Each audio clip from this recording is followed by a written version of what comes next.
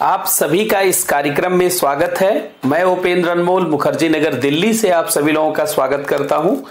आज के एस्से के इस सेशन में हम लोग बहुत महत्वपूर्ण एस्से जो यूपीएससी ने पूछा था उससे शुरुआत करेंगे, ताकि कुछ टॉपिक आप जानते जो यूपीएससी का है उसको भी आप कर लें, उससे आपका कॉन्फिडेंस बढ़ेगा और साथ ही यह जानना संभव होगा कि आसानी से कैसे जो है चीजों को समझा जा सके, कैसे जाना जा सके। तो सबसे पहले जो है जो हम लोगों ने एस्से किया था उसके बारे में पिछली क्लास का जान लें। पिछली क्लास में हम लोगों ने दो महत्वपूर्ण एस्से के बारे में पढ़ा था जो यूपीएससी में पूछा गया था। एक तो जो बहुत ही आपने देखा होगा पॉपुलर एस्से है कि विज्ञान वरदान है या अभिशाप, science is blessing or curse for the human beings. दूसरा एस्से हम लोगों ने पढ़ा था कि विज्ञान की प्रगति और मानवीय मूल्यों का ह्रास, progress of science and technology and there is decline in human values. तो इस एस्से को भी हम लोगों ने पूरा कर लिया था, पूरी तरीके से उसको समझ लिया था। अब जो है इससे आगे बढ़ेंगे और आज देखिए ये यूपीएससी में पूछा गया एक एस्से है और बहुत महत्वपूर्ण एस्से है। इसको जो है पहले करेंगे ताकि आप जान सके कि किस प्रकार से जो है यूपीएससी में जो एस्से पूछा गया है उसको हम लोग कर सकते हैं। तो देखिए यहां पे आप देखेंगे तो मैं दिखाता हूं आपको। अच्छा, ये दूसरा है, मैं लिख देता हूं, इसमें शायद नहीं है। तो देखिए आप देखिए एक ऐसे पूछा गया था कि एग्जैक्ट वर्ड में मैं बता रहा हूं कि विज्ञान एवं तकनीकी राष्ट्र की समृद्धि एवं सुरक्षा के लिए रामबाण है। विज्ञान एवं तकनीकी, ये क्वेश्चन पूछा गया था कि विज्ञान एवं तकनीकी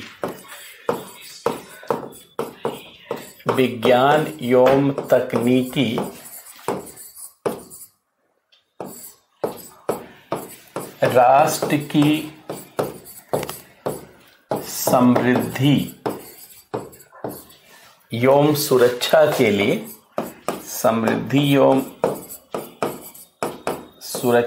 के लिए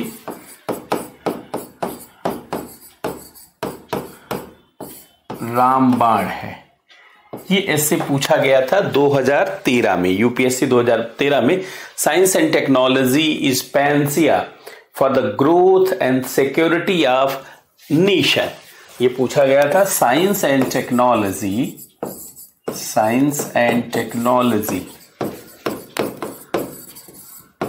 is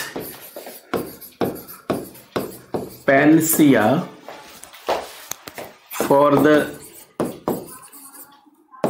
growth and security of the nation।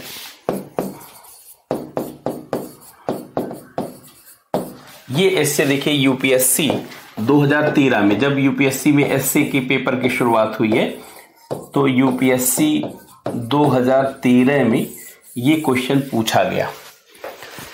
तो अब इस क्वेश्चन को हम लोग कैसे करेंगे जरा समझे, क्योंकि पिछला दो एस्से आपने पढ़ा था जो साइंस एंड टेक्नोलॉजी का है, उससे आपको बहुत सहारा मिलेगा। अगर थोड़ा सा समझा दिया जाए तो इस एस्से को आप कर ले जाएंगे।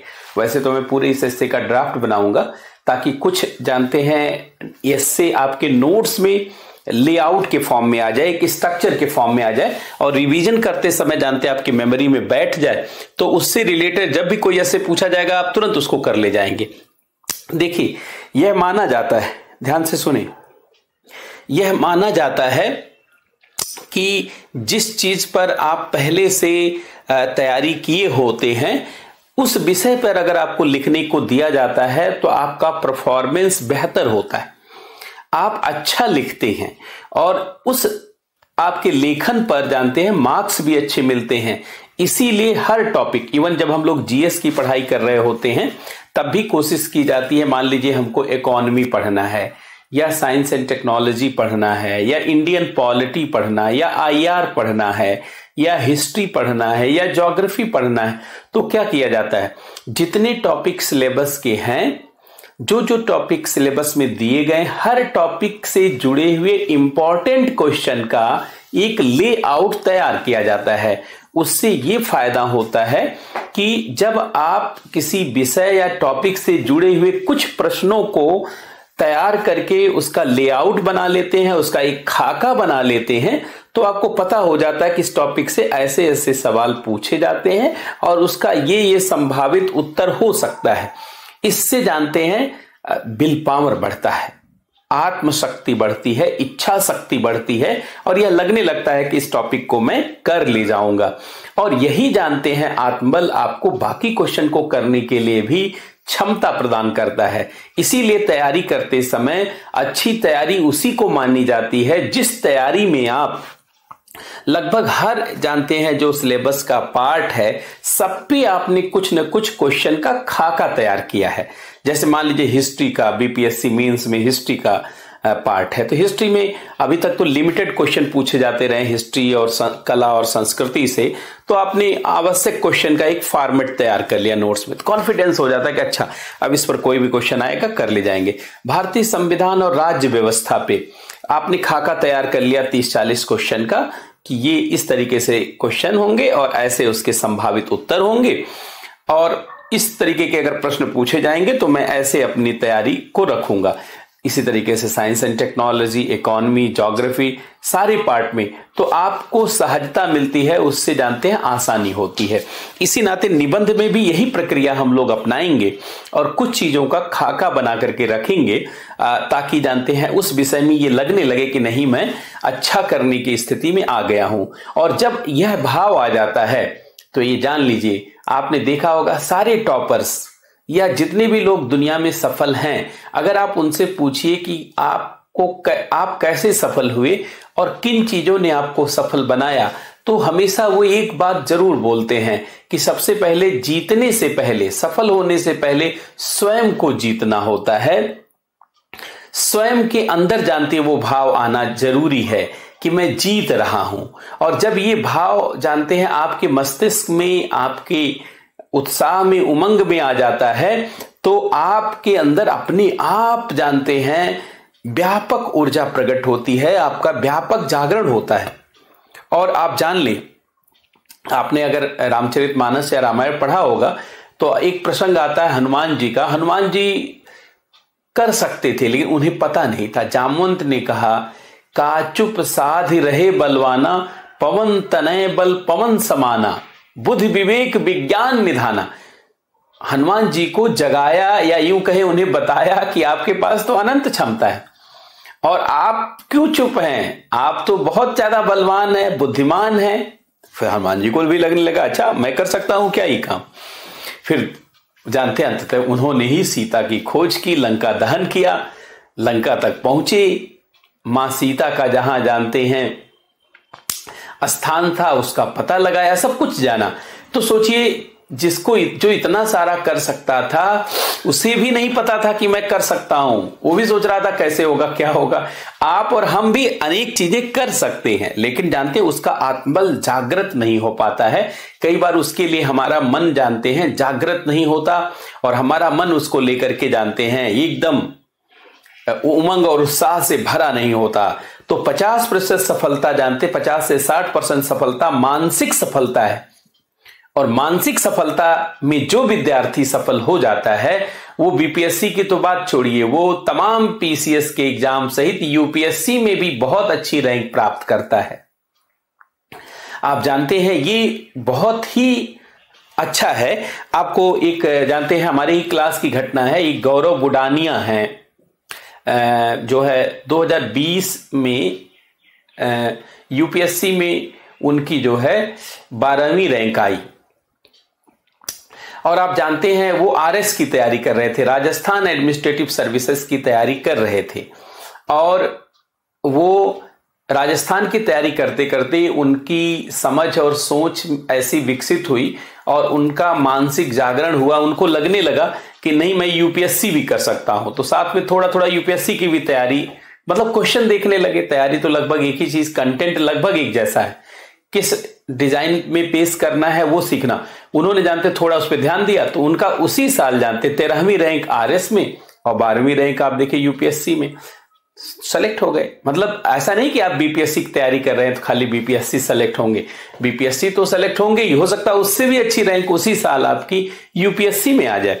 ऐसा कैसे होता है? ऐसा जानते समझ और सोच के जागृत होने से होता है, और ये सारी चीज का जागरण होता है आपके विल पावर के बेहतर होने से, आपके इच्छा शक्ति के बेहतर। और इच्छा शक्ति मजबूत होती है जब कुछ क्वेश्चन की डिजाइन आप कर ले जाते हैं, क्योंकि जब एक भी क्वेश्चन आप अच्छा करते हैं तो अच्छे अंदर से भाव आता, अच्छा मैं कर सकता हूं, ये चीज तो मैं कर ले रहा हूं। उसी के नाते हम लोग यहां पूरा लेआउट तैयार करने की योजना के साथ आगे बढ़ रहे हैं। पुष्कर रमन पूछ रहे हैं कि सर साइंस का पुराना वाला कोर्स खरीदना ठीक रहेगा या नहीं? देखिए जनरल साइंस तो वही होती है, चाहे पुराना चाहे नया।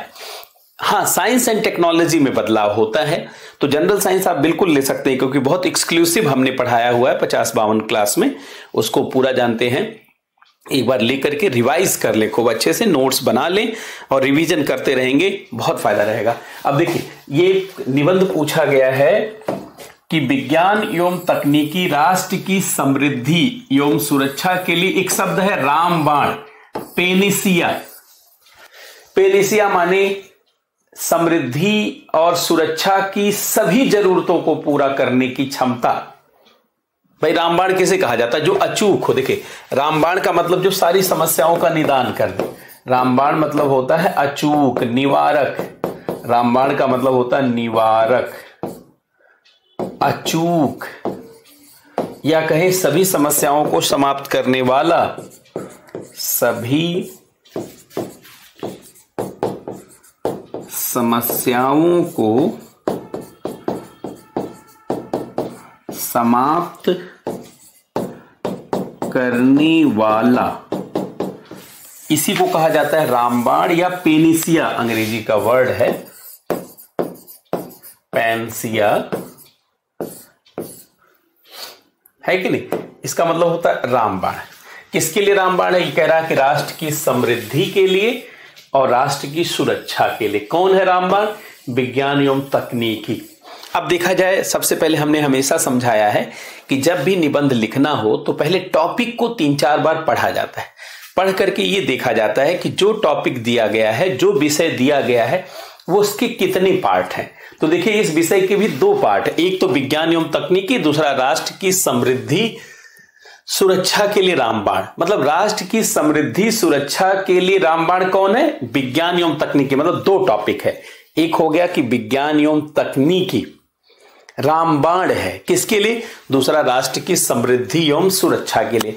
मतलब इंट्रोडक्शन जानते हैं 2 पार्ट में आप लिखेंगे। हमने बताया था कि इंट्रोडक्शन में क्या लिखा जाता है? इंट्रोडक्शन में लिखा जाता है टॉपिक का अर्थ, अर्थात टॉपिक को ब्रीफ में समझा दिया जाता है, और कंक्लूजन में टॉपिक का निचोड़ प्रस्तुत किया जाता है, बहुत सकारात्मक और रचनात्मक जो है भाव के साथ। अच्छा, और बाकी मेन बॉडी में ये समझाना पड़ेगा कि कैसे राष्ट्र की समृद्धि और सुरक्षा के लिए विज्ञान एवं तकनीकी की भूमिका है, और साथ ही साथ चुनौतियां भी बतानी होगी, क्योंकि हर चीज जानते हैं अंतिम सलूशन नहीं होता। तो आप देखिए ये प्रश्न लगभग उसी तरीके का है जैसे विज्ञान वरदान और अभिशाप। वरदान में हम विज्ञान की क्या करते थे? विज्ञान की उपलब्धियों को दर्शाते थे, और अभिशाप में हम विज्ञान की चुनौतियों को दर्शाते थे। जब एक निबंध और यूपीएससी ने पूछा था कि विज्ञान की प्रगति और मानवीय मूल्यों में ह्रास, तो विज्ञान की प्रगति में हमने क्या दिखाया? जीवन के अलग अलग क्षेत्रों में विज्ञान और तकनीकी की उन्नति दर्शाया, और फिर दिखाया कि ये उन्नति तो ठीक है लेकिन मानवीय मूल्यों का भी ह्रास हुआ है। कैसे? बंधुता का, समरसता का, सद्भाव का, बहुत सारी चीजें विज्ञान के कारण प्रभावित हुई हैं। तो उसी तरीके से ये टॉपिक भी मोटे तौर पर उसी नेचर का है। देखिए एग्जैक्ट तो वैसा नहीं है, लेकिन उससे बहुत आसानी होगी। अब यहां पर हम विज्ञान और तकनीकी के बारे में थोड़ा लिखेंगे एक टॉपिक में, मतलब एक 3-4 पैराग्राफ, 3-4 लाइन में, और फिर लिखेंगे समृद्धि। और फिर जानते हैं विज्ञान और तकनीकी को उपलब्धियां बताएंगे कि कृषि के क्षेत्र में कैसे विज्ञान एवं तकनीकी ने समृद्धि और सुरक्षा दी है, फिर उद्योग के क्षेत्र में कैसे दी है, सेवाओं और आधारभूत संरचना के लिए कैसे दी है, फिर ऊर्जा सुरक्षा के लिए कैसे दी है, फिर स्वास्थ्य और शिक्षा के क्षेत्र में कैसे दी है, फिर दर्शाएंगे कि जो है आपदा प्रबंधन में जानते किस तरीके, अर्थात अलग अलग क्षेत्रों में विज्ञान और तकनीकी ने कैसे समृद्धि और सुरक्षा के लिए अनुकूल परिस्थिति, फिर साथ ही साथ अब चुनौतियों को दर्शाएंगे। कृषि में, जैसे कृषि में विज्ञान और तकनीकी के कारण ही खाद्यान्न का उत्पादन इतना व्यापक हुआ और हम सभी लोग खाद्यान्न में आत्मनिर्भर हुए। आप सभी लोग जानते हैं कि हरित क्रांति ने कितनी बड़ी भूमिका निभाई, और हरित क्रांति किसके बल पर हुई? उन्नत बीजों, जिसको कहते हैं आप हाई यील्डिंग वैरायटी, उन्नत बीजों के विकास से और उर्वरक, सिंचाई, कीटनाशक, इन सब की उपलब्धता से। और हरित क्रांति ने भारत को खाद्यान्न में आत्मनिर्भर बना दिया और हम खाद्यान्न के आयातक के बजाय निर्यातक हो चुके हैं। और बड़े गौरव के साथ मैं कह रहा हूं, भारत वर्तमान में खाद्यान्न के उत्पादन में पूरी दुनिया में दूसरा स्थान है। सारे अनाज में, चाहे वो गेहूं हो, चावल हो, सब भारत का दूसरा स्थान है। और चीन का पहला स्थान है, वो भी दूसरा स्थान तब जब भारत में सारे अनाज की गणना नहीं होती, जो मंडियों में अनाज जाता है उसकी गणना की जाती। आपके घर में 5 बोरी चावल रखा हुआ है, गेहूं रखा हुआ है, उसको नहीं जोड़ा जाता है। इसके बाद भी हमारा दूसरा स्थान है। भारत का फल और सब्जियों के उत्पादन में दूसरा स्थान है, वो भी सारा फल और सब्जी नहीं जोड़ा जाता जो आप पेड़ पे चढ़ करके तोड़ के खा जाते हैं। तमाम जानते हैं, खीरा ककड़ी लगी हुई है खेतों में, आप जाके तोड़ के खा जाते हैं, उसको नहीं जोड़ा जाता है। तब भी कोई बात नहीं, हमारा दूसरा स्थान है। बात समझ रहे? ये कैसे हुआ, ये उन्नति कैसे हुई? इसमें विज्ञान और तकनीकी ने बड़ी भूमिका निभाई। लेकिन आप जानते होंगे कि फल सब्जियों का उत्पादन, अनाज का उत्पादन, दूध का उत्पादन, सब कुछ बढ़ा है। लेकिन आप जानते हैं, ज्यादा उर्वरकों का प्रयोग करने से, ज्यादा कीटनाशकों का प्रयोग करने से स्वास्थ्य की बहुत सारी चुनौतियां, पर्यावरण के लिए बहुत सारी चुनौतियां बढ़ी हैं। कैंसर जैसे रोग जानते हैं फैल रहे हैं, बहुत तरीके की समस्याएं जानते बढ़ी हैं इन्हीं उर्वरकों और कीटनाशकों के ही प्रयोग से। सिंचाई की तकनीकी के विकास से सिंचाई में हम सक्षम हुए हैं, लेकिन भूजल, अंडरग्राउंड वाटर जो है, उस जानते खत्म होता जा रहा है, उसका स्तर नीचे चला जा रहा है। जमीन में हम ज्यादा उत्पादन करने में सक्षम हुए हैं, लेकिन जमीन हमारी बंजर होती जा रही है। क्षारीयता, लवणीयता, अनुर्वरता, बहुत सारी समस्याएं बढ़ रही हैं। ये जानते हैं क्यों बढ़ रही हैं? इसका एक बड़ा कारण है कि हमने विज्ञान और तकनीकी के माध्यम से ज्यादा दोहन कर लिया है। इसी तरीके से हम संकर बीजों और जो है पराजीनी बीजों, जेनेटिकली मॉडिफाइड सीड का हमने विकास किया, लेकिन संकर बीजों के कारण हमारी जो मूल प्रजातियां हैं, जो देसी प्रजातियां हैं, वो विलुप्त होती जा रही हैं। जो फसलों की विविधता है, जीव जंतुओं की विविधता, सब प्रभावित हो रही है और पर्यावरण के साथ अनुकूलन नहीं प्राप्त कर पा रही है ये संकर बीज वाली फसलें और पराजीनी बीज। मतलब यहां पे चुनौती है। इसी तरीके से औद्योगिक क्षेत्र में आप देखेंगे कि औद्योगिक क्षेत्र में विज्ञान और तकनीकी मशीनों के कारण बहुत प्रगति हुई है, लेकिन उन्हीं अत्याधुनिक बहुत ज्यादा औद्योगिकरण ने हमारे पर्यावरण को बर्बाद किया है। ग्रीन हाउस गैसों का उत्सर्जन बढ़ा है, वैश्विक तापन, ग्लोबल वार्मिंग की चुनौती खड़ी हुई है, औद्योगिक दुर्घटनाएं हुई हैं, तमाम जनजातीय क्षेत्रों के लोग विस्थापित हुए हैं, गांव की संस्कृति, कृषि भूमि, जो कृषि उत्पादन योग्य भूमि है जानते हैं, वो उसका औद्योगिक उपयोग के लिए यूज किया जा रहा है। ऐसे बहुत सारे, अच्छा साथ ही साथ गरीबी और अमीरी के बीच खाई बढ़ी है। विज्ञान और तकनीकी का उपयोग सामान्यतः उन्हीं लोगों ने किया या वही लोग करने में सक्षम हुए जो सक्षम थे, सबल थे, जिनके पास कम पैसा था, गरीब थे, आदिवासी थे, वनवासी थे, दूर दराज के क्षेत्रों में रहते थे, पहाड़ियों, चोटियों, घाटियों, मरुस्थलों, जंगलों में जो निवास करते थे, वो और पिछड़ते चले गए। उनका आवास चला गया, उनका अधिवास चला गया, जल, जमीन, जंगल का दुरुपयोग होता गया, जंगल कटते गए। ये दुरुपयोग भी है, मतलब ये तरीके से चुनौतियां भी है। इसी तरीके से सेवा के क्षेत्र में आप देखिए, विज्ञान और तकनीकी के आने से बड़ा बदलाव हुआ है। हर प्रकार की सेवा आप देखिए, मोबाइल, कंप्यूटर, इंटरनेट ने तो कमाल कर दिया है। मैं यहां से मुखर्जी नगर दिल्ली से पढ़ा रहा हूं और आप जानते कहीं भी बैठ करके पढ़ रहे हैं तो देखिए सेवा देना कितना बेहतर हुआ है। लेकिन आप जानते हैं जो है इस तरीके की सेवा सब तक नहीं पहुंच पा रही है। तमाम लोगों के पास डिजिटल डिवाइस ही नहीं है, तमाम जगह इंटरनेट की प्रॉपर कनेक्टिविटी ही नहीं है। सारे विद्यार्थी चाह करके भी जानते हैं ऑनलाइन क्लास नहीं कर पाते, रिकॉर्डेड क्लास देखना पड़ता है। इसके अलावा बिजली भी हर जगह नहीं है, तरह तरह की चुनौतियां। मतलब सेवा तो है लेकिन वो सेवा सब तक नहीं है, निर्बाध नहीं है, समान नहीं है, सब जगह एक जैसे नहीं है। इसी तरीके से बुनियादी संरचना, जिसको आधारभूत संरचना इंफ्रास्ट्रक्चर कहते हैं, विज्ञान और तकनीकी के नाते सड़क, बंदरगाह, हवाई अड्डे, रेलवे सब बनाना बेहतर हुआ है। लेकिन दूसरी तरफ आप देखेंगे तो उनसे कितने लोग, जैसे जो हाईवे बनाया जा रहा है, एक्सप्रेसवे बनाया जा रहा है, उस पर कौन चल रहा है? बड़ी बड़ी गाड़ियां जिसके पास है, जो टोल टैक्स दे सकता है। इसी तरीके से और साथ में चुनौती तो सबको मिल रही है, उससे जो एमिशन हो रहा, उत्सर्जन हो रहा, ऐसे कुछ ना कुछ चुनौतियां भी हैं। इसी तरीके से शिक्षा में, स्वास्थ्य में आप देखेंगे दवाएं तो बन रही हैं, वैक्सीन तो बन रहा है, लेकिन जानते हैं मल्टीनेशनल कंपनियां उससे लाभ प्राप्त कर रही हैं। पेटेंट का मुद्दा उठा करके दवाओं को महंगी कर दे रही हैं। क्लिनिकल ट्रायल का मुद्दा है। ऐसे अनेक सारे मुद्दे, मतलब जहां हमें विज्ञान और तकनीकी की संभावनाओं को बता करके ये कहना होगा कि विज्ञान एवं तकनीकी राष्ट्र की समृद्धि और सुरक्षा के लिए रामबाण है, वही दूसरी तरफ कहना पड़ेगा कि कुछ चुनौतियां हैं, जिसके नाते विज्ञान एवं तकनीकी को रामबाण कहना बहुत उचित नहीं है। अगर विज्ञान और तकनीकी का ज्यादा से ज्यादा उपयोग करना चाहते हैं और सबके लिए उसे जानते कल्याणकारी बनाना चाहते हैं, तो कुछ उचित नीतियों को,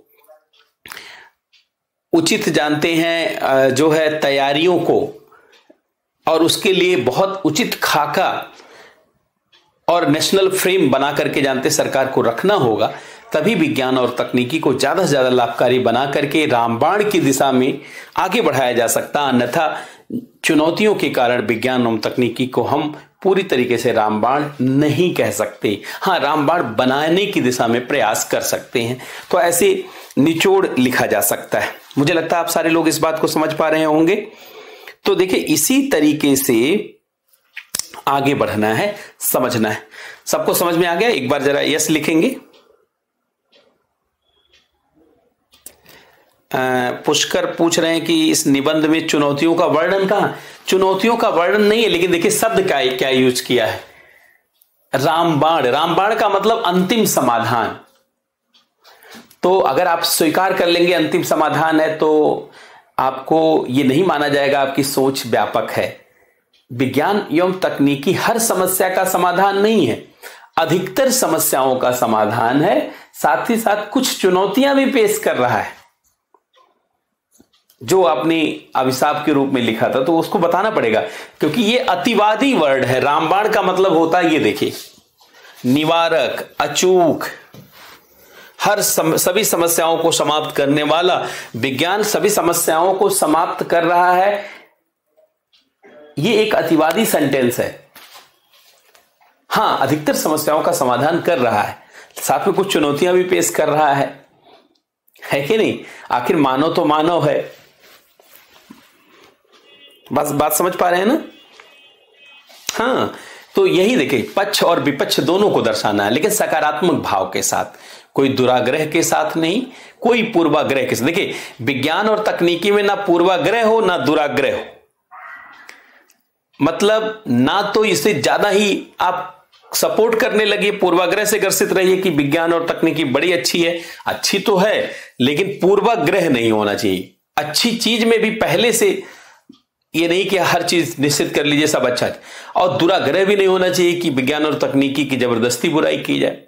एक संतुलित, रोचक, सरल शब्दों में क्रमबद्ध तरीके से इस विषय का वर्णन कर दीजिए। निबंध की यही मांग होती, निबंध की मांग होती कि विषय को सरलता के साथ, रोचक ढंग से प्रस्तुत करने की आपकी योग्यता जो है, संतुलित तरीके से, नियोजित तरीके से, संवाद की शैली में, यही नंबर दिलाएगी आपको।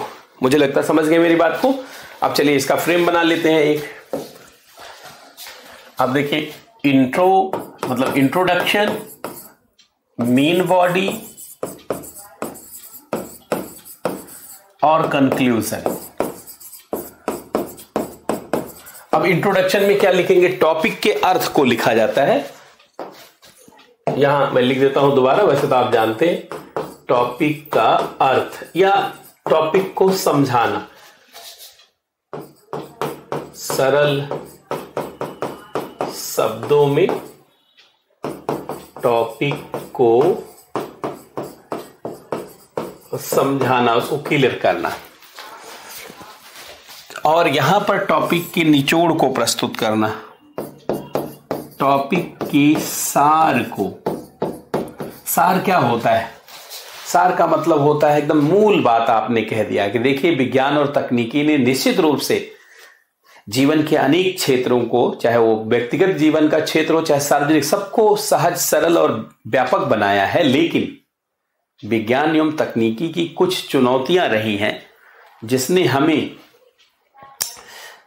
हमें यह समझाया है कि विज्ञान एवं तकनीकी का अगर आपने संतुलित उपयोग नहीं किया, अगर उसके लिए आपने नीतियां अनुकूल नहीं बनाई और उसके लिए राष्ट्रीय तैयारी नहीं रखी, तो वो आपके लिए पूरी तरीके से सहायक नहीं हो सकता, रामबाण नहीं हो सकता है। तो टॉपिक के सार या निचोड़,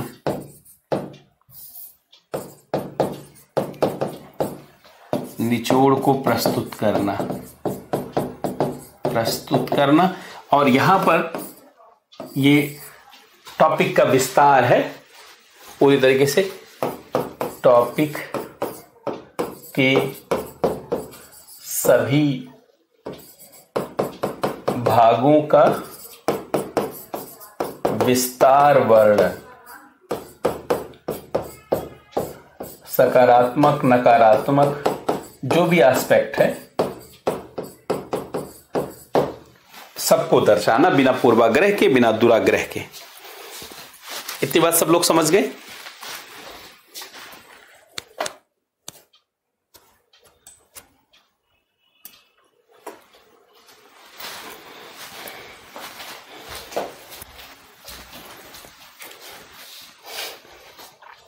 अब इंट्रोडक्शन लिख लिया जाए, पहले नोट करिए इतनी चीज को।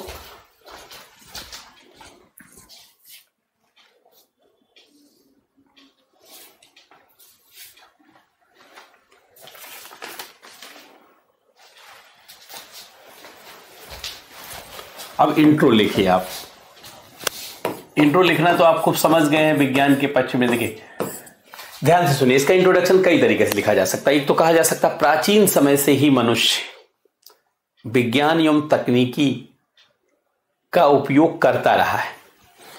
आग की खोज, पहिए का आविष्कार और वर्तमान में इंटरनेट जैसे तमाम नए आविष्कारों ने मानव जीवन को हमेशा अनुकूल ढंग से, सकारात्मक ढंग से प्रभावित किया है।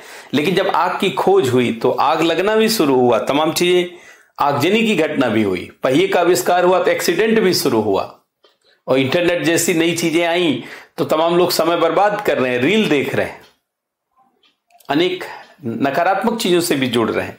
तो वो चुनौती रहती, या सरलता के साथ आप कह सकते हैं कि मानव जीवन का हर क्षेत्र विज्ञान एवं तकनीकी से प्रभावित हो चुका है या प्रभावित है। मानव की व्यक्तिगत जरूरतों को, सार्वजनिक जरूरतों को, क्षमता निर्माण की जरूरतों को, बुनियादी जरूरतों को विज्ञान एवं तकनीकी के माध्यम से पूरा किया जाता रहा है। लेकिन अब इंट्रोडक्शन में दो चीज ध्यान रखना होगा। हमने बताया था इंट्रोडक्शन का टॉपिक, देखिए टॉपिक ये है कि विज्ञान एवं तकनीकी और राष्ट्र की सुरक्षा और सुरक्षा के लिए। तो पहले विज्ञान एवं तकनीकी के पक्ष में बात करेंगे, फिर राष्ट्र की सुरक्षा और समृद्धि में से संबंधित दूसरे पैराग्राफ में बात करेंगे। तो ऐसे लिखना है, देखिए विज्ञान एवं तकनीकी मानवीय सभ्यता के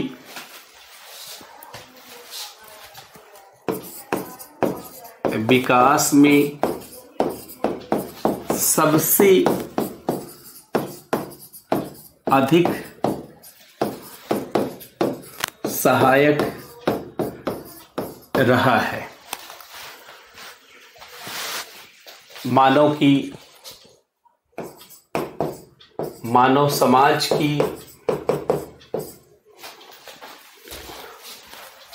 समाज की हर जरूरतों को पूरा करने में विज्ञान एवं तकनीकी के प्रयास सराहनीय रहे हैं। आग की खोज,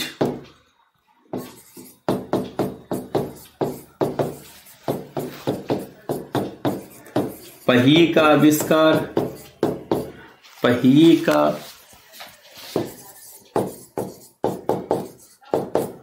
आविष्कार, इंटरनेट जैसी आधुनिक तकनीकी के आविष्कार ने, यहां तक लिखे, विज्ञान एवं प्रौद्योगिकी मानवीय सभ्यता के विकास में सबसे अधिक सहायक रहा। मानव समाज की हर जरूरतों को पूरा करने में विज्ञान तकनीक प्रयास सराहनीय रहे। आग की खोज, पहिए का आविष्कार, इंटरनेट जैसी आधुनिक तकनीकों का आविष्कार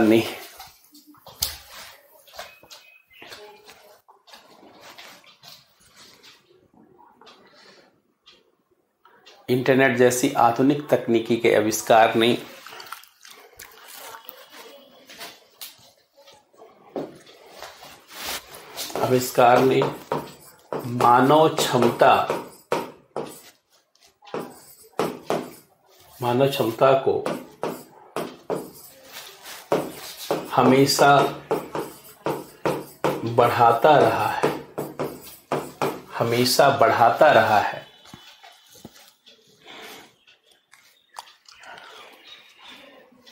मानव क्षमता को हमेशा बढ़ाता रहा। ये तो विज्ञान एवं तकनीकी के बारे में आपने लिख दिया। अब दूसरे पैराग्राफ में आएंगे कि राष्ट्र की समृद्धि और विकास। अब यहां देखिए, दूसरे कलर से मैं लिखूंगा। किसी भी देश की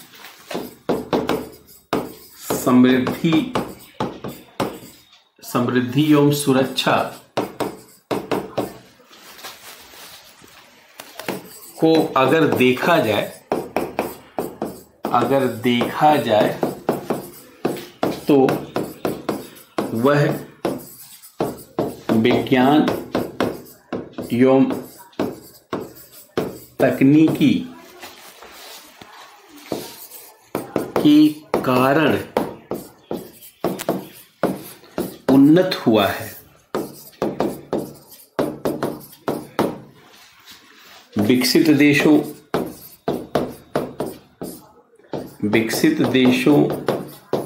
की समृद्धि एवं सुरक्षा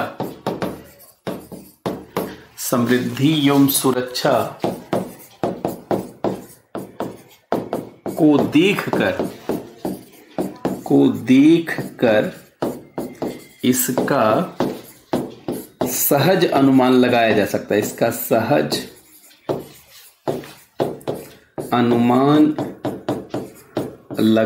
जा सकता है।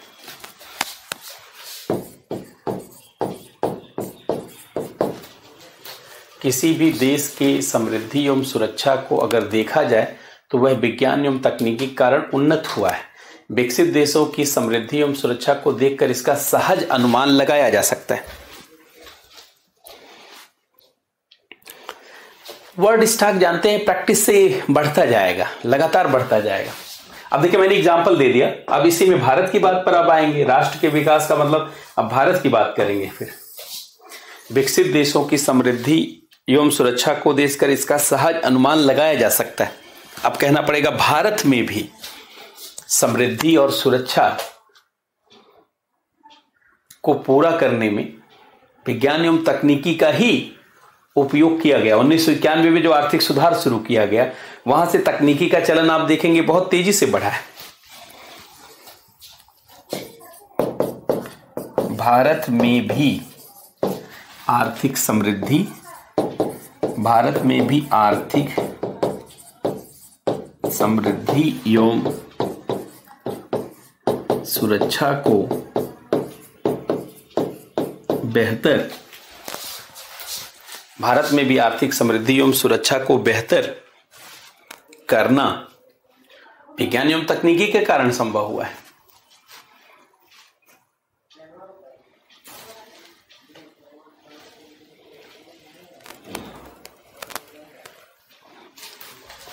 भारत में भी आर्थिक समृद्धि एवं सुरक्षा को बेहतर करना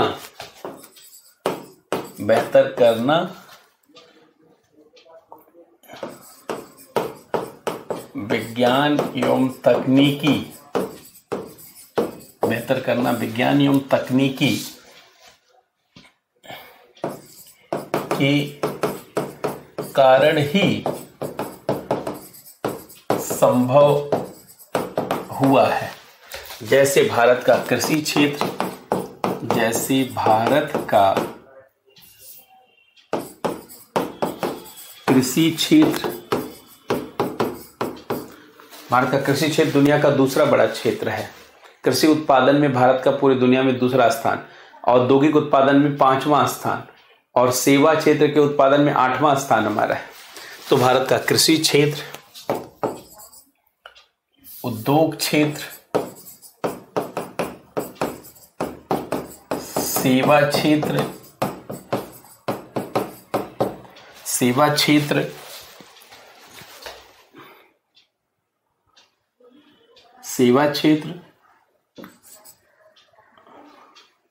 और अन्य क्षेत्रों में सुरक्षा एवं आत्मनिर्भरता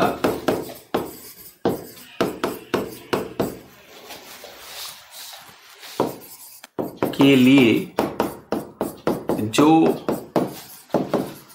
स्थितियां बनी हैं वह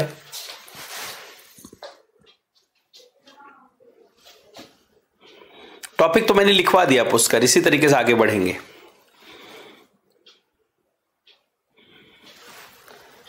के लिए जो स्थितियां बनी, अन्य क्षेत्रों में सुरक्षा एवं आत्मनिर्भरता के लिए जो स्थितियां बनी हैं वह विज्ञान एवं तकनीकी के प्रयोग एवं प्रचलन को बढ़ावा देने के कारण ही संभव हो पाई। यही कारण है कि विज्ञान एवं तकनीकी को किसी भी राष्ट्र के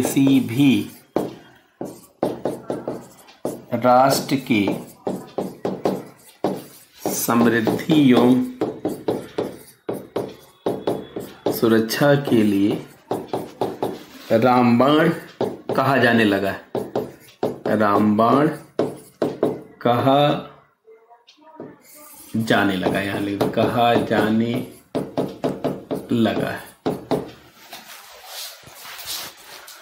यही कारण है कि विज्ञान एवं तकनीकी को किसी भी राष्ट्र की समृद्धि एवं सुरक्षा के लिए रामबाण कहा जाने लगा है।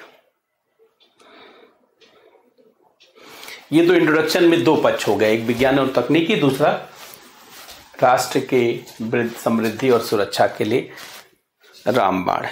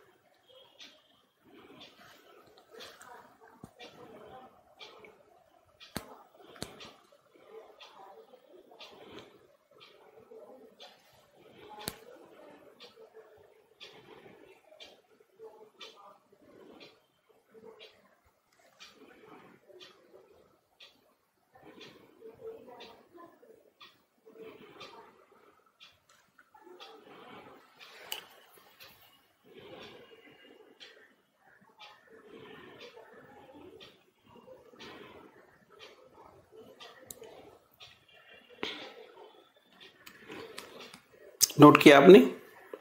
अब मीन बॉडी में आते,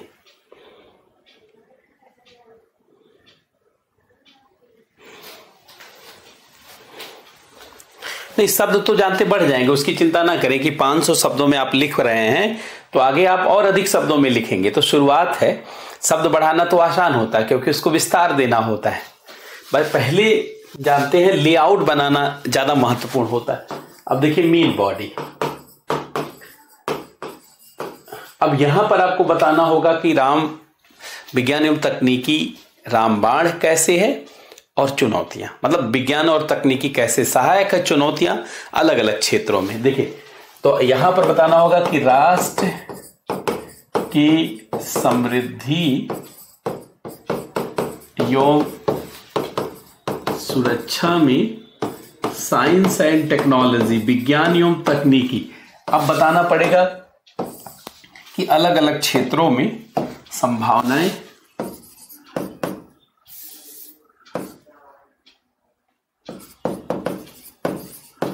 समृद्धि एवं सुरक्षा में सहायक और चुनौतियां बताना होगा हर क्षेत्र में।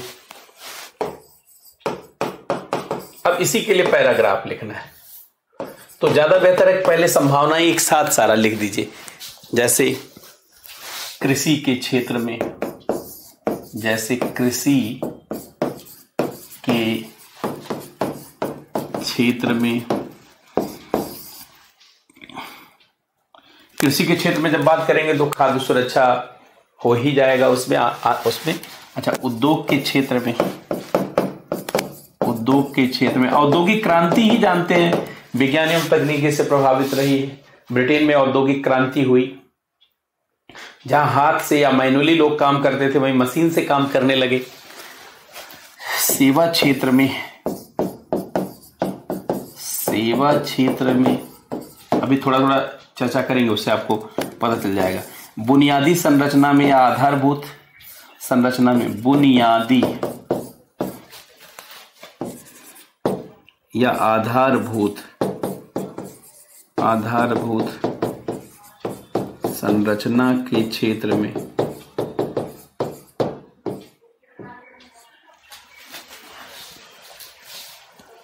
आधारभूत संरचना के क्षेत्र में, शिक्षा एवं स्वास्थ्य के क्षेत्र में, शिक्षा में तो आप देख ही रहे हैं कितनी बड़ी क्रांति, शिक्षा एवं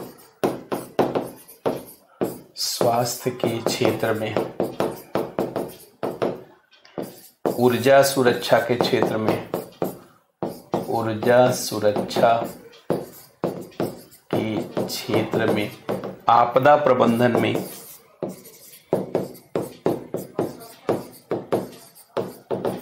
ये सभी की एक हेडिंग है, समझिए। हेडिंग तो लिखना नहीं होता, उसके अंदर पैराग्राफ ही लिखना होता है। और आंतरिक सुरक्षा में, रक्षा और आंतरिक सुरक्षा में, रक्षा एवं आंतरिक सुरक्षा में, रक्षा और आंतरिक सुरक्षा में, ये सब हेडिंग्स हो गई कि भाई इतने सारे क्षेत्र। देखिए 7-8 क्षेत्र लिखेंगे तो लगभग मोटे तौर पर चीजें आ जाती, क्योंकि एक क्षेत्र में लगभग 100 वर्ड तो लग जाएगा। कम करेंगे तब भी 70-80 वर्ड 50 वर्ड तो लगता है। अब इतने सारे क्षेत्र लिख लिए तो लिखना आसान हो जाएगा फिर इसके अंदर आकर के।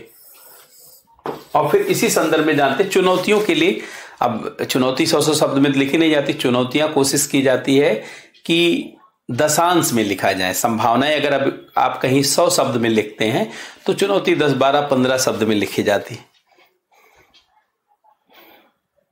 पॉइंट को पैराग्राफ में कैसे पिरोए मैं दिखा रहा हूं। पहला लिखेंगे कृषि के क्षेत्र में, मतलब कृषि वाला पैराग्राफ। मैं यहां हेडिंग डाल दे रहा हूं इसलिए कि आपको ध्यान रहे, बाकी आपको हेडिंग नहीं डालना है।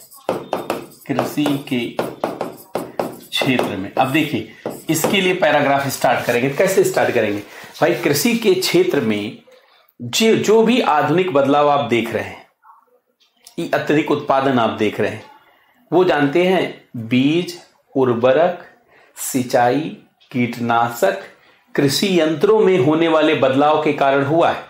साथ ही साथ मौसम जलवायु की भविष्यवाणी, तमाम प्रकार के जानते हैं सहायक तकनीकी के विकास ने इसे और व्यापक बनाया। तो आप यहां सीधे लिखेंगे, देखिए कृषि क्षेत्र में, कृषि के क्षेत्र में होने वाला व्यापक बदलाव विज्ञान एवं तकनीकी से प्रेरित रहा है। विज्ञान एवं तकनीकी से प्रेरित रहा है। किसी भी फसल का उत्पादन जो बढ़ा है, फसलों के उत्पादन में व्यापक वृद्धि, फसलों के उत्पादन में व्यापक वृद्धि, बीज उर्वरक,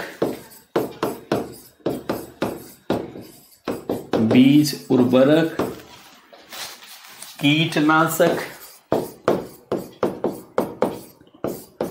पेस्टिसाइड, ये अंग्रेजी में लिखना जरूरी नहीं, तो मैं ऐसे लिख दे रहा हूं ताकि समझना आसान रहे। कीटनाशक, सिंचाई,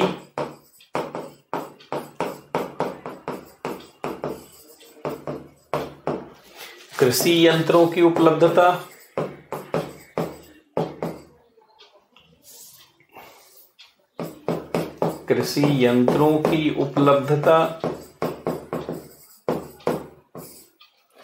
आदि सभी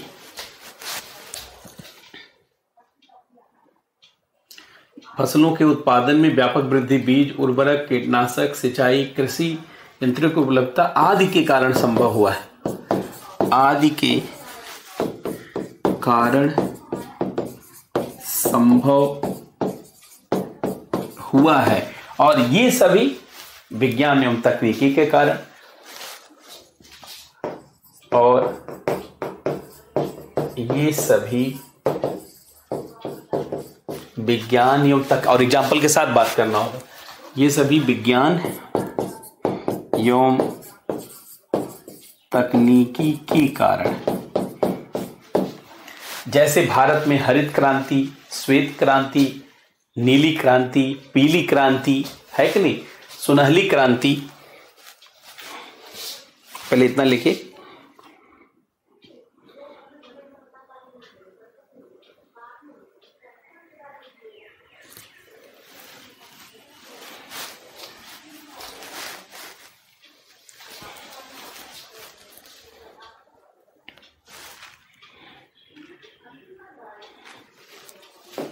जैसे भारत में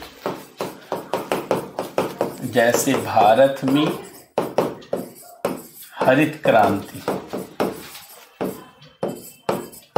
श्वेत क्रांति, नीली क्रांति, पीली क्रांति, 3-4 लिख दीजिए, सुनहली क्रांति जो गोल्डन रेवोल्यूशन है बागवानी, फल और सब्जी में, सुनहली क्रांति आदि सभी विज्ञान एवं तकनीकी की प्रगति के कारण ही संभव हुआ। सभी, हाँ, भूमिका के बाद दूसरा पैराग्राफ कृषि से शुरू कर देंगे, फिर तीसरा उद्योग से, चौथा सेवा से, पांचवा जानते हैं आधारभूत संरचना से, छठवां शिक्षा स्वास्थ्य से, फिर जानते हैं आपदा प्रबंधन से। बस ऐसे लिखते जाइए और हद में आप जान ही रहे हैं। आदि सभी विज्ञान एवं तकनीकी की प्रगति से ही संभव हुए, आदि सभी विज्ञान एवं तकनीकी की प्रगति से ही संभव हुए, आदि सभी विज्ञान एवं तकनीकी की प्रगति से संभव हुए हैं, विज्ञान एवं तकनीकी के प्रगति से संभव हुए।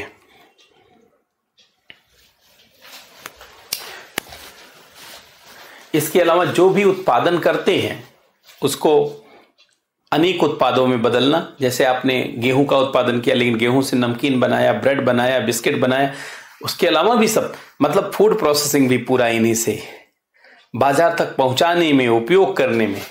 तो एक लाइन और बढ़ा दे, कृषि उत्पादन के साथ साथ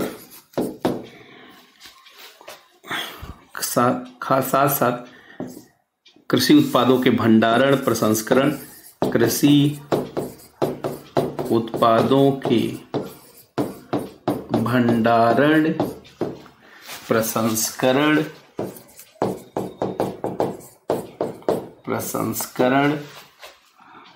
परिवहन एवं विपणन, मार्केटिंग में एवं विपणन में भी साइंस एंड टेक्नोलॉजी, विज्ञान एवं तकनीकी सहायक रहा है, जिसके नाते नहीं 20 से अधिक पैराग्राफ क्यों लिखेंगे? जहां आपको लगता है पैराग्राफ ज्यादा हो रहा है, 2-2 पॉइंट को 1 पॉइंट में समेट दीजिए। एग्जामिनर खाली ये जानना चाहता है कि आपकी समझ विकसित हुई है या नहीं। ऐसे तो आप एक एक क्षेत्र लिखने लगेंगे, तब तो जानते हैं अर्थव्यवस्था में तो बहुत सारे क्षेत्र हैं।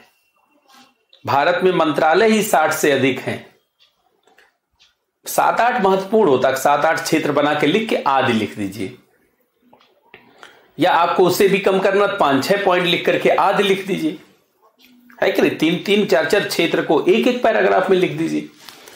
वो तो आपके ऊपर निर्भर है ना, कैसा करेंगे आप। सहायक रहा, इसीलिए जैसे आप कह रहे थे ना शब्दों को बढ़ाएं कैसे, तो आपने स्वयं कह दिया 20 पैरा से अधिक पैराग्राफ। तो इसका मतलब 20 पैराग्राफ का मतलब है कि अगर हम 5 लाइन भी एक पैराग्राफ में लिखें तो आप सोच लीजिए 700-800 वर्ड यही हो गया। तो इसी नाते शब्द को बढ़ाना बहुत आसान है। बेसिक फ्रेम बनाना, लेआउट बनाना टफ होता है। एक बार लेआउट बना दिया जानते हैं, देखिए ज्यादा अच्छा है कि आप 10-12 पैराग्राफ में, आप अपनी आदर्श माना जाता है 10-12 पैराग्राफ, मेन बॉडी में 10-12 पैराग्राफ, और एक पैराग्राफ ही मान के चले कि कोई पैराग्राफ 100 शब्द का भी हो सकता है, कोई पैराग्राफ 50-60 शब्द का। मोटे तौर पे 60-70 शब्द अगर एक पैराग्राफ का मानते हैं और 10 से 12 पैराग्राफ है तो 700-800 वर्ड हो गया आपका जो है पैराग्राफ का, और 100-150 शब्द हो गया इंट्रोडक्शन का, और 70-80 या 100 शब्द हो गया निष्कर्ष का, या 50-60 शब्द हो गया। तो 1000-1200 शब्द आइडियल मान करके चलेंगे बीपीएससी में, बात समझ रहे। और यूपीएससी का है तो आप उसमें मान लीजिए कि चूंकि 2 ही निबंध यूपीएससी में होता है तो आप 1400-1500 वर्ड ले लें, मतलब 1500 के आसपास वर्ड। बीपीएससी में चूंकि 3 निबंध लिखना है तो 1000 वर्ड या 1200, है कि नहीं? ऐसे निबंध को देखा जाता है। सहायक रहा, इसी नाते विज्ञान एवं तकनीकी को रामबाण समझा जाता है, ऐसा कहेंगे, समझा जाता है। इसी नाते साइंस एंड टेक्नोलॉजी को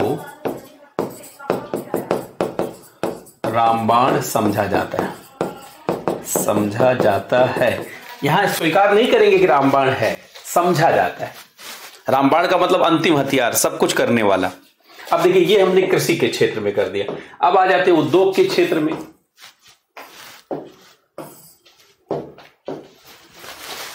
दो चार मैं लिख करके आइडिया दे देता हूं कैसे, जैसे उद्योग के क्षेत्र, अब इसमें लिखेंगे नहीं, खाली पॉइंट आउट करेंगे। एक मैंने लिख दिया उद्योग के क्षेत्र में। अब देखिए उद्योग के क्षेत्र में क्या है, औद्योगिक क्रांति ही विज्ञान और तकनीकी के बल पे हुई। तो आप देखिए औद्योगिक क्रांति, औद्योगिक क्रांति, पहली औद्योगिक क्रांति, पहली औद्योगिक क्रांति ब्रिटेन में हुई। ये पहली औद्योगिक क्रांति 1770 से लेकर 1830 के बीच में स्टीम इंजन के आविष्कार से हुई। स्टीम इंजन बना और इंजन से मशीन बनी। मशीन के लिए इंजन या एनर्जी चाहिए ना।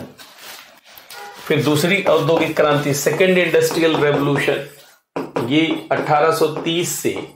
अब जरूरी नहीं एक फैक्ट आप लिखें, ये तो मैं यहाँ चूंकि पढ़ा रहा हूं तो कई बार पढ़ाते समय आपको दिमाग में चीजें बैठ जाए इसलिए लिख दी जाती, नहीं तो ये कोई फैक्ट लिखना जरूरी नहीं है। ऐसे में कोशिश करना चाहिए, फैक्ट से बचना चाहिए। सेकंड में आप देखिए ये हुआ बिजली के आविष्कार से। थर्ड इंडस्ट्रियल रेवोल्यूशन ये 1945 से 2020 ये इलेक्ट्रॉनिक्स से, मतलब इलेक्ट्रॉनिक्स और आईटी से, इलेक्ट्रॉनिक्स सब चीज ऑटोमेटिक हो, क्या नाम है, सर्किट बेस्ड हो गई, स्विच से इलेक्ट्रॉनिक्स और आईटी बेस्ड हो गया। अब चौथी औद्योगिक क्रांति है, फोर्थ इंडस्ट्रियल रेवोल्यूशन, ये 2020 के बाद, और ये ऑटोमेटिक सिस्टम से प्रभावित है, एआई से, मशीन लर्निंग से, कृत्रिम बुद्धिमत्ता चौथी औद्योगिक क्रांति का ऑटोमेशन है। इसमें कृत्रिम बुद्धिमत्ता, आप देखिए सारा विज्ञान और तकनीकी से प्रभावित है कि नहीं। इसी नाते हर चीज का उत्पादन आप व्यक्तिगत जीवन में देखिए, फ्रिज, एसी, वॉशिंग मशीन से लेकर के सारी, पंखा, फैन वगैरह से लेकर के सब चीजें विज्ञान। तो ये औद्योगिक क्षेत्र पूरा विज्ञान और तकनीकी, इसलिए यहां भी रामबाण इसको कहा जाता है। इसी प्रकार से देखिए सेवा क्षेत्र। अब सेवा क्षेत्र में आप जानते हैं सारा बदलाव कैसे आया है, कंप्यूटर से, मोबाइल से, इंटरनेट से, तमाम प्रकार के सॉफ्टवेयर से सेवा देना आसान हुआ, मतलब सेवाएं व्यापक हुई है। जैसे मैं आपको पढ़ा रहा हूं तो ये तमाम software, camera, internet, digital board, digital marker, इन सब के सपोर्ट से है। देखिए मैं लिख रहा हूं, अंगुलियों से भी लिख पा रहा हूं, ये सब सॉफ्टवेयर है। अगर ऐसा नहीं होता तो ऐसा कर नहीं पाते, इतना लिखते हाथ काला हो जाता है कि नहीं, फिर इतने दूर तक पढ़ाना भी संभव। तो सेवाएं भी बेहतर हुई हैं। इसी तरीके से आप देखिए ऊर्जा सुरक्षा। ऊर्जा सुरक्षा में आप देखेंगे पेट्रोल, डीजल, नेचुरल गैस से लेकर के सोलर एनर्जी, विंड एनर्जी से लेकर के जानते तमाम प्रकार की ऊर्जा, हाइड्रोजन एनर्जी, सब तकनीकी के कारण संभव हुआ है। विज्ञान और तकनीकी नहीं होता तो सबको हम एनर्जी नहीं दे पाते। और जो आज की नॉन कन्वेंशनल एनर्जी है, सूर्य के पास असीमित ऊर्जा है, पृथ्वी पर हवाएं चलती है, पवन ऊर्जा है, जियोथर्मल एनर्जी है, हाइड्रोजन एनर्जी है, बायोडीजल है, मतलब बायो एथेनॉल है, ऐसे बहुत सारा बायो एनर्जी है। ये सब विज्ञान एवं तकनीकी के कारण है। इसी तरीके से फिर लिख लेंगे आप कि स्वास्थ्य एवं शिक्षा और स्वास्थ्य के क्षेत्र में, शिक्षा एवं स्वास्थ्य, शिक्षा में आपने देखा कि चाहे ये भाई आज गांव-गांव तक जो शिक्षा पहुंच रही है, YouTube से लेके बहुत सारी चीजों के माध्यम से, इसमें तकनीकी का, स्वास्थ्य में आप देख रहे हैं अनेक प्रकार की खोजें, वैक्सीन, दवाएं, सब विज्ञान एवं तकनीकी के कारण। इसी तरीके से आप जो है आपदा प्रबंधन, आपदा प्रबंधन में आप देखेंगे कि मौसम जलवायु की भविष्यवाणी है, या कोई आपदा हो जाती है उसके बाद का उपाय है। मौसम और जलवायु की भविष्यवाणी, मौसम एवं जलवायु की भविष्यवाणी, अर्थात ये सब जानते हैं। इसी तरीके से सुरक्षा, रक्षा सब अपना लिख देना है। तो ये सारा हो गया, जानते हैं कैसे रामबाण कहा जा सकता है। अब चुनौतियां फिर दर्शाएंगे। अब चुनौतियां दर्शाएंगे कि भाई देख कृषि के क्षेत्र में चुनौतियां। अब चुनौतियों के लिए कोई जरूरी नहीं कि एक एक पैराग्राफ में एक एक चुनौती लिखें, चाहे तो आप इकट्ठा सारी चुनौतियां। आप कृषि के क्षेत्र में कहेंगे जहां उत्पादन बढ़ा है वही कई प्रकार की चुनौतियां आई हैं कि ज्यादा उर्वरकों, ज्यादा कीटनाशकों के प्रयोग से तमाम रोग बढ़े हैं, कैंसर जैसी बीमारियां बढ़ी हैं। सिंचाई के लिए आधुनिक तकनीक के विस्तार से भूजल स्तर का अधिक दोहन हुआ है, भूमि का जल स्तर ही जानते कम होता चला गया है। तरह तरह की कुछ इसकी चुनौती। फिर उद्योग के क्षेत्र में आप कहेंगे मशीनीकरण हुआ है, तो मशीनीकरण से जानते हैं जो श्रम है उसका पूरा उपयोग नहीं हुआ है, तो कुछ लोग गरीब हो गए हैं, या जो उद्योग का स्थापना हुई है कृषि जमीन पर हुई है, आदिवासी वनवासियों के जमीन पे हुई, विषमता बढ़ी है, समावेशी विकास नहीं हुआ है। सेवा के क्षेत्र में आप कहेंगे कि सबकी पहुंच नहीं हो पाई, सब तक पहुंच नहीं, बुनियादी ऐसे सब में कुछ ना कुछ बोलते जाएंगे आप 2-4 पॉइंट, तो सारा जानते हैं चुनौती हो जाएगी। लिख ले जाएंगे सभी लोग। अब निष्कर्ष,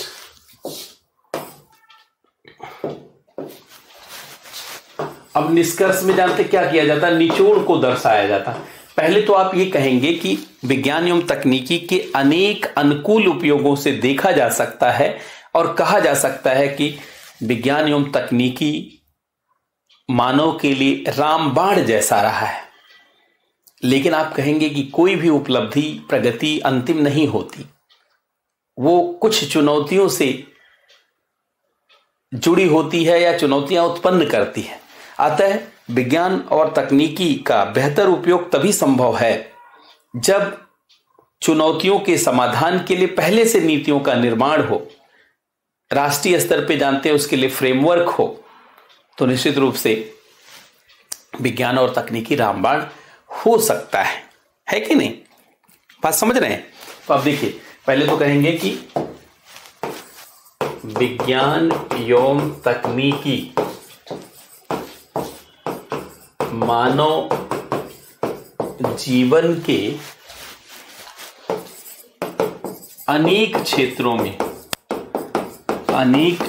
में व्यापक स्तर पर सहायक रहा है। व्यापक स्तर पर सहायक रहा है, जिसके नाते इसे राष्ट्र की समृद्धि एवं सुरक्षा के लिए रामबाण कहा जाने लगा। रामबाण कहा जाने लगा है। लेकिन आप कहेंगे कि कोई भी उपलब्धि, प्रगति अंतिम नहीं होती, उसमें कुछ चुनौतियां होती हैं। कोई भी प्रगति अंतिम नहीं होती है, वह कुछ चुनौतियों और समस्याओं को भी उत्पन्न करती है। वह कुछ चुनौतियों और समस्याओं को भी उत्पन्न करती है। वह कुछ चुनौतियों और समस्याओं को भी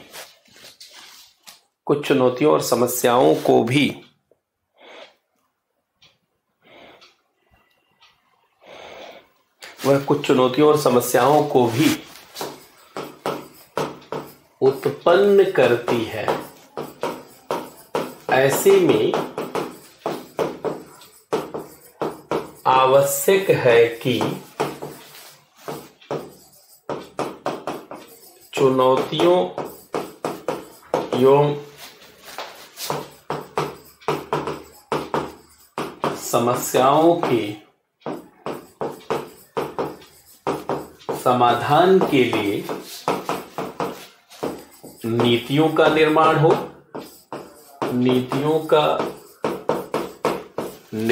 हो, राष्ट्रीय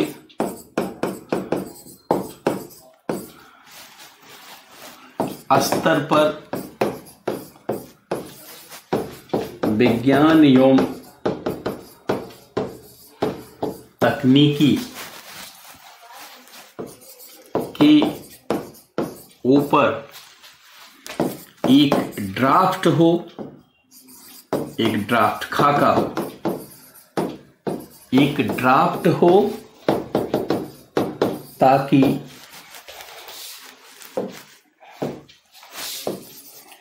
विज्ञान एवं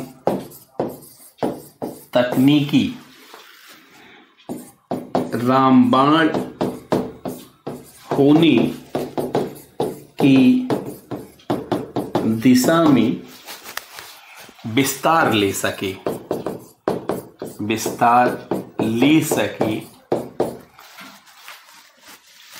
बस यही हो गया निष्कर्ष। मतलब आप सीधे स्वीकार नहीं करेंगे कि रामबाण है, लेकिन थोड़ा सा सुझाव देते हुए बताएंगे कि भाई कुछ नीतियों का निर्माण या राष्ट्रीय स्तर पर एक ड्राफ्ट हो, तो निश्चित रूप से जानते हैं हम उसकी चुनौतियों को कम करेंगे और संभावनाओं को बढ़ाएंगे। मुझे लगता है कि आप बहुत अच्छे से जानते हैं, निबंध को समझने में सफल हो रहे होंगे। देखिए, ये निबंध यूपीएससी का था और यूपीएससी में तब आया था जब 250 नंबर का निबंध, एक ही निबंध होता था। यूपीएससी में 2013 में जब निबंध की शुरुआत हुई तब 250 नंबर का एक ही निबंध पूछा जाता था। तो अब ये निबंध जानते हैं, ऐसे तो 3000 शब्दों में लिखना था, क्योंकि जब एक निबंध पूछा जाता है तो 3000 से 4000 शब्दों में लिखा जाता है। तब तो वास्तव में 20-25 पैराग्राफ लिखा जाता है। लेकिन यूपीएससी अब 2 निबंध पूछने लगा है तो 15-15 शब्दों में, बीपीएससी 3 पूछेगा 1-1000 शब्दों में, तो इस नाते थोड़ा पैराग्राफ कम कर लेंगे। नहीं तो इसको लिखना बहुत आसान है। मेरे कई विद्यार्थी जिनको मैंने साइंस एंड टेक्नोलॉजी पढ़ाया था, वो जानते हैं इसी निबंध के बल पे 2013 में बहुत अच्छी रैंक ले आए यूपीएससी में। 50 के अंदर रैंक आई 3 लोगों की, क्योंकि उन्होंने अच्छा नंबर इसमें गेन किया। तो जब एक बार देखिए, साइंस एंड टेक्नोलॉजी की एक समझ हो और निबंध का एक आइडिया हो तो विज्ञान के विषय के निबंध पूरे लिख ले जाएंगे। इसी तरीके से इकोनॉमी की समझ हो और निबंध की कला के बारे में ज्ञात हो तो इकोनॉमी के विषय का निबंध लिख ले जाएंगे। इसीलिए हम लोग क्या करेंगे, आपको एक मोटे तौर पर जो खाका हर विषय का है उसको खींचते जाएंगे ताकि आसानी से जानते हैं निबंध लिखते चले। तो आज यहीं तक, कल इससे आगे बढ़ेंगे। निबंध में जानते बहुत ज्यादा नहीं पढ़ना, थोड़ा थोड़ा पढ़ना है ताकि दिमाग में बैठता जाए। नहीं तो मैं एक दिन में जानते हैं बहुत सारे निबंध करा के कोर्स खत्म भी कर सकता हूं, लेकिन ऐसा नहीं करेंगे। धीरे धीरे पढ़ते हुए आगे बढ़ेंगे ताकि अलग अलग विषय को आत्मसात कर सकें, आप महसूस कर सकें और अच्छे से जानते निबंध लिख सकें। तो बहुत बहुत धन्यवाद सबको, बहुत बहुत नमस्कार।